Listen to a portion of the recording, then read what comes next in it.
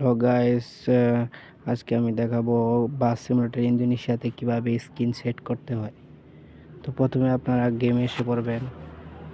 গেমে আসার পর দেখবেন এখানে একটা গ্যারেজ অপশন আছে, গ্যারেজ অপশনে ক্লিক করে দেবেন। ক্লিক করার পর আপনার যে এই জায়গায় একটা ক্লিক করে দেবেন। ক্লিক করার পর এখানে একটা টিক মার্ক দিয়ে নেবেন, তাহলে আপনার স্ক্রিনটা ক্লিয়ার আসবে। তারপর এই জায়গায় চাপ দিয়ে দিবেন।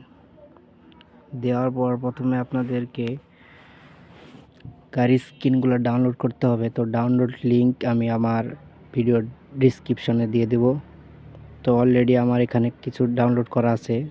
তো দেখেন এখানে আমরা নাবিল ক্লাসিক এই স্কিন সেট আপ করবো। তো দেখতেই পাচ্ছেন গাইস। তো স্কিন সেট আপ করার পরে অ্যাপ্লাই ক্লিক করে দেব। ক্লিক করার পর আপনার এখানে যদি ফ্রি দেখেন তাহলে একটা অ্যাড দেখার পর স্কিনটা আপনাদের সেট আপ হয়ে যাবে। আর যদি আপনারা কয়েন দিয়ে করতে চান তাহলে এই কয়েন অপশনে ক্লিক করবেন, তাহলেও সেট আপ হয়ে যাবে। তো আমি কয়েন দিয়ে সেট আপ করবো।